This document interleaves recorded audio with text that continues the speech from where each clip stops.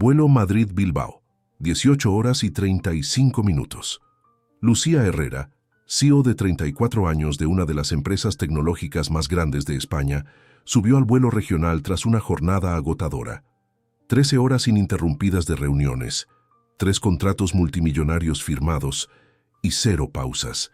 Estaba tan exhausta que apenas reparó en el hombre sentado junto a la ventanilla. Cabello castaño desordenado, barba de 3 días, camisa visiblemente arrugada y un niño de 4 años dormido plácidamente en sus brazos. Él parecía igualmente al límite del agotamiento. Lucía se sentó, abrochó el cinturón y cerró los ojos por lo que pretendía ser un solo segundo. Al abrirlos, un tiempo después, sintió una repentina y terrible conciencia. Su cabeza estaba apoyada en el hombro de aquel hombre desconocido.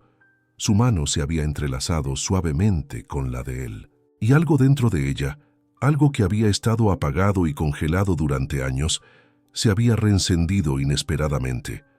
El hombre la miró con ojos cansados, pero increíblemente amables, y susurró algo que cambiaría ambas vidas.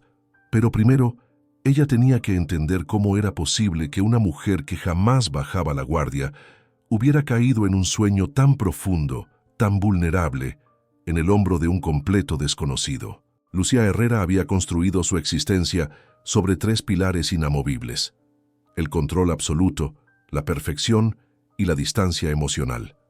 A los 34 años, era la CEO de Visión Global Tech en España, una startup que ella misma había rescatado del fracaso para convertirla en un coloso tecnológico en solo 6 años.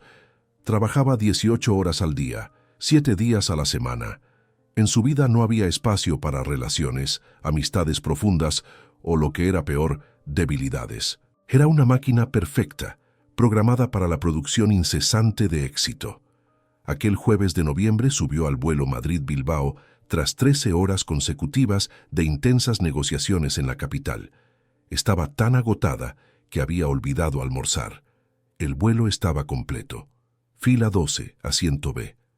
Al llegar vio al hombre junto a la ventana, unos 35 años, cabello desaliñado y una camisa de vestir que había pasado demasiado tiempo doblada. En sus brazos dormía el pequeño Hugo, de 4 años, con el pelo rubio rizado y un traje de Spider-Man improvisado.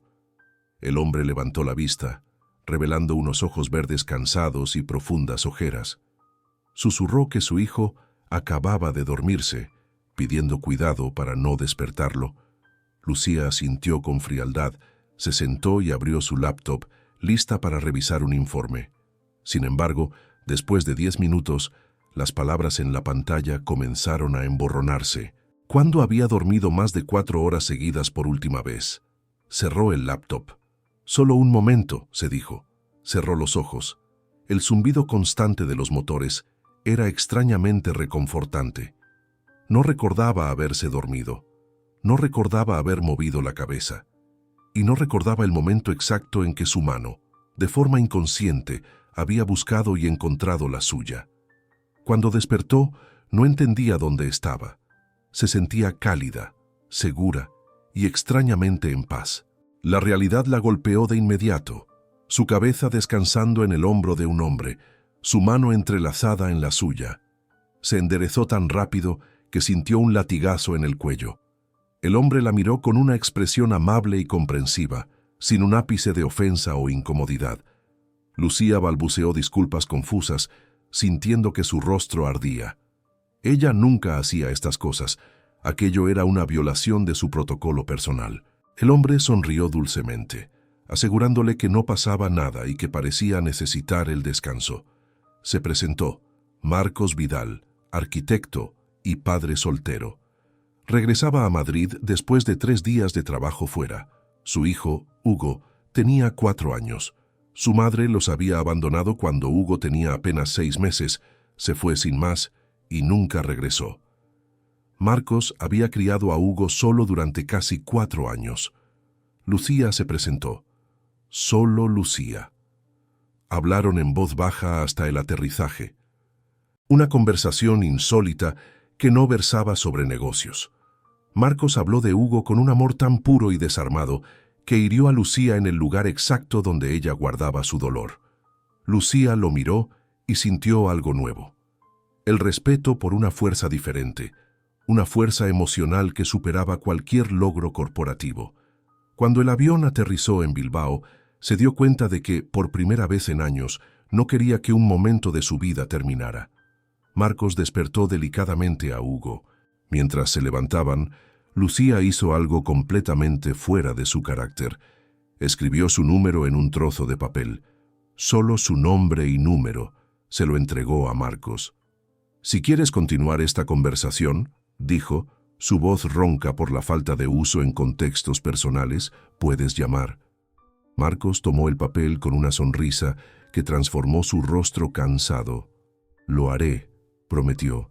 Mientras Lucía caminaba por el aeropuerto, con su vida perfectamente controlada, sintió una pequeña grieta en la fortaleza que rodeaba su corazón. 3 días después, a las 23:47, mientras Lucía trabajaba en su ático, el teléfono vibró.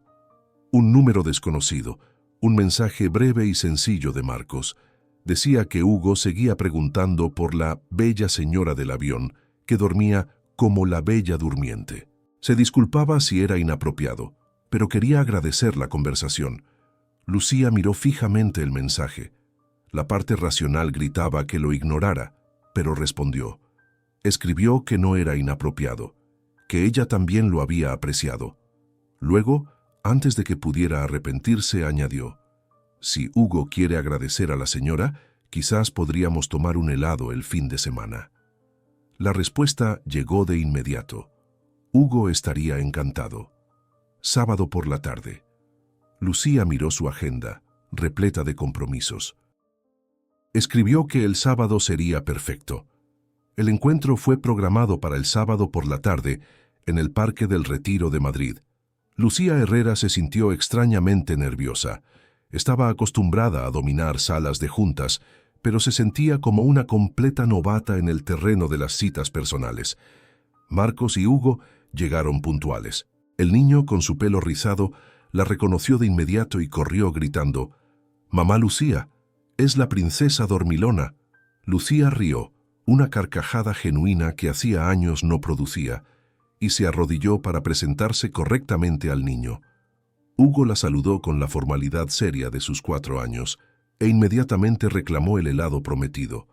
Fueron a una heladería cercana a la Gran Vía. Hugo eligió 3 sabores imposibles, con los ojos iluminados de felicidad. Lucía, que normalmente evitaba los dulces por disciplina, eligió pistacho y lo disfrutó de verdad. Se sentaron en los escalones cerca de la fuente. Hugo hablaba sin cesar. Spider-Man, dinosaurios, por qué el cielo era azul y si existían los dragones. Marcos escuchaba con infinita paciencia. Lucía los observó, sintiendo que algo cálido se expandía en su pecho. Aquella era una vida que ella no conocía. Risas espontáneas, helado pegajoso, preguntas sobre dragones. Un universo a años luz de los balances y las decisiones multimillonarias. Después, Hugo quiso mostrarles su parque favorito. Mientras corría hacia el área de juegos, Marcos y Lucía se sentaron en un banco. «Hacía mucho tiempo que no salía con nadie más que Hugo o por trabajo», confesó Marcos. Había olvidado cómo era la vida de un adulto normal, cómo es tener a alguien para conversar sobre algo que no sea el horario de la guardería o un plano de arquitectura. Lucía lo entendió a la perfección. Su vida se había vuelto sinónimo de trabajo. Había construido un imperio, pero había olvidado cómo se vivía en el proceso. Marcos, sintiendo la conexión, le preguntó por qué trabajaba tantas horas. Lucía dudó. Normalmente no compartía su historia, pero la honestidad cruda de Marcos la hacía sentirse segura. Ella contó todo. Creció en el Raval, en Barcelona, con un padre ausente y una madre que tenía 3 empleos para sostener la casa. Juró que escaparía de esa vida. La obsesión por la estabilidad y el éxito se convirtió en su única brújula. Beca universitaria, 2 trabajos mientras estudiaba, título con honores, el MBA, CEO, a los 30 años. Pero se había olvidado de por qué lo hacía. El éxito era el único objetivo. No había relaciones, amistades profundas, solo el trabajo. Marcos escuchó sin interrumpir ni juzgar. Dijo que entendía la necesidad de enterrar el dolor en la productividad. Él también se había volcado en su trabajo después de que la madre de Hugo se fuera, pero al mirar a su hijo, se dio cuenta de que estaba perdiendo momentos preciosos. «Tuve que tomar una decisión», dijo Marcos, mirando a Hugo en el tobogán. «El trabajo es importante, Lucía, pero nunca será más importante que Hugo. Algunos piensan que es debilidad poner a la familia antes que la carrera, pero no me importa. Solo tengo una oportunidad de ser el padre de Hugo». Las palabras de Marcos golpearon a Lucía. Ella tenía éxito, dinero, poder, pero ¿qué tenía realmente? Volvía a casa vacía cada noche. Cenaba sola frente a su portátil. Nadie se preocupaba si llegaba a casa. Hugo interrumpió la conversación, corriendo con una flor de diente de león en la mano. Quería mostrársela a Lucía. «Pide un deseo, señora bonita. Si soplas y es de corazón, se hace realidad». Lucía sonrió, cerró los ojos e hizo un deseo silencioso, soplando las semillas que volaron por el aire. Hugo aplaudió. Marcos preguntó qué había deseado. Lucía negó con la cabeza. Los deseos no se cumplen si se cuentan, pero la verdad era que no sabía cómo expresarlo. Quería lo que estaba viendo, una conexión real, una familia, alguien a quien le importara, una vida más allá de las hojas de cálculo. En las semanas siguientes, Lucía y Marcos comenzaron a verse regularmente, siempre con Hugo, siempre de forma casual. Un almuerzo dominical, un paseo por el Parque del Retiro, una visita al museo. Marcos no la presionaba, pero Lucía sentía que algo cambiaba. Comenzó a dejar la oficina a las 6 de la tarde en lugar de las 10. Respondió menos correos durante el fin de semana. Empezó a pensar en ellos durante las reuniones. Su asistente notó el cambio, pero guardó silencio. Después de un mes, Marcos la invitó a cenar a su casa. Hugo quería cocinar para ella. Lucía aceptó, sintiendo que su corazón latía de forma extraña. El apartamento era pequeño, en el barrio de Malasaña, con techos altos y ventanas a una pequeña plaza. No era lujoso como el ático de Lucía, pero tenía algo que le faltaba a su vida: calidez, vida, dibujos de Hugo en el frigorífico, juguetes en el suelo. Un verdadero hogar. La cena fue sencilla: pasta con tomate que Hugo había ayudado a preparar. Lucía no recordaba haber disfrutado tanto de una comida. Sentada en aquella pequeña mesa, escuchando las historias del niño, sintió que algo fundamental se reajustaba dentro de ella. La noche en el apartamento de Marcos Vidal, en Malasaña, se desarrolló con una sencillez que era el lujo definitivo para Lucía Herrera. Tras la cena casera de pasta con tomate, Hugo se quedó somnoliento. Marcos lo llevó a la cama, invitando a Lucía a presenciar el ritual del cuento. El dormitorio de Hugo era pequeño y acogedor. Marcos se sentó en el borde de la cama y leyó una historia sobre un dragón que tenía miedo a volar. Hugo se durmió plácidamente antes del final. Marcos terminó la historia de todas formas, besó la frente de su hijo con una ternura infinita y salió, cerrando la puerta. En el salón, Marcos ofreció vino a Lucía. Se sentaron en el sofá y el silencio se instaló. Un silencio íntimo que contrastaba con el ruido de las notificaciones que llenaban el ático vacío de Lucía. Marcos rompió el silencio, con voz seria. «Lucía, tengo que preguntar, ¿qué estamos haciendo?» Él la miró con franqueza. «No quiero presionarte, pero necesito saber. Pareces una persona sin tiempo para distracciones, y lo que tenemos aquí es lo opuesto. Es impredecibilidad, es vulnerabilidad. No puedo arriesgarme a que Hugo sufra otro abandono. ¿Qué quieres?»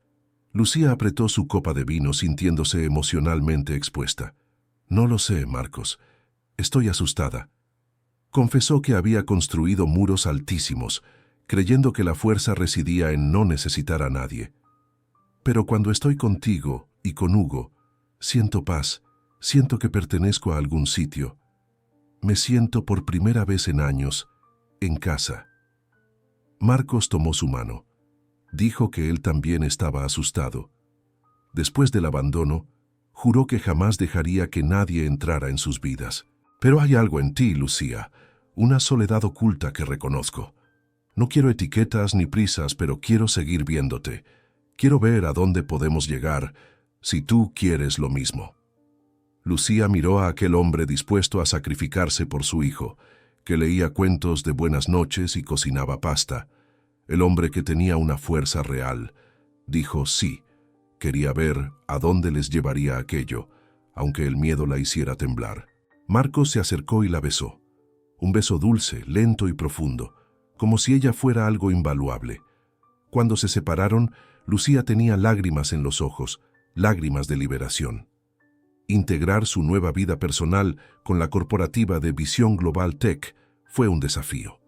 Lucía empezó a salir de la oficina a las 6 de la tarde, apagaba el teléfono durante la cena y decía no a las reuniones nocturnas. El consejo de administración notó el cambio. En un mundo dominado por hombres, cualquier señal de distracción femenina era objeto de escrutinio. Los rumores sobre el hombre desconocido que la estaba ablandando se extendieron por todo Madrid. Lucía ignoró los cotilleos. Por primera vez en 6 años, algo era más importante que la opinión del consejo. El momento de la verdad llegó con la cena de gala obligatoria por el 20º aniversario de la empresa. Lucía debía asistir. Pidió a Marcos que la acompañara. Marcos dudó. Lucía, no tengo smoking, no es mi mundo. Soy arquitecto de un barrio normal. Lucía fue categórica. No me importa, te quiero allí, quiero dejar de esconderte. Marcos aceptó. En el evento, en un hotel de lujo, se sentía incómodo con su traje alquilado. Lucía, deslumbrante, sentía su tensión. El peor momento llegó cuando Rodríguez, un miembro misógino del consejo, se acercó, mirando a Marcos con desprecio. ¿Quién es su acompañante, Lucía? ¿Su nuevo chofer? Antes de que Lucía pudiera responder, Marcos actuó. Se presentó con calma y profesionalidad. Luego añadió, mirando a Rodríguez a los ojos, «Estoy increíblemente orgulloso de Lucía por lo que ha construido, y sé que requiere una fuerza extraordinaria hacer lo que ella hace, especialmente siendo mujer en un sector dominado por hombres». Rodríguez, sorprendido por la calma y la convicción, se alejó avergonzado. En el coche de vuelta, Marcos estaba silencioso. «No sé si puedo formar parte de ese mundo. Es demasiado falso, demasiado juicio». Lucía sintió pánico. «Ese mundo es trabajo. Lo nuestro es real, Marcos. Es diferente». Marcos la miró, poniendo el dedo en la llaga. «¿Puedes separar los dos mundos? ¿Ser despiadada en el trabajo y vulnerable conmigo? ¿No te agotarás intentando ser dos personas? Tienes que tomar una decisión». Era la pregunta que Lucía había temido. ¿Podría realmente tener ambos? 2 meses después de aquella cena de gala, la Visión Global Tech recibió una oferta de compra inmensa de una corporación estadounidense por 3.000 millones de euros. Si Lucía aceptaba, se haría incalculablemente rica, pero el acuerdo exigía que permaneciera como CEO por 5 años, mudándose a California y trabajando aún más duro. Era el clímax de su carrera, pero significaba dejar Madrid, dejar a Marcos y dejar a Hugo. El consejo la presionaba para aceptar. Los números eran irrefutables. Lucía tenía 48 horas para decidir. Aquella noche fue a casa de Marcos, le contó la oferta, la oportunidad, el dilema. Marcos escuchó sin interrumpir. Cuando terminó, dijo lo más difícil. «Debes aceptar, Lucía. Es demasiado grande para rechazar. No puedo permitir que una relación de pocos meses destruya el trabajo de tu vida». Lucía sintió que el corazón se le rompía. Estaban terminando. Marcos, sin embargo, la estaba apoyando al costo de su propia felicidad. Marcos, viéndola llorar, se acercó.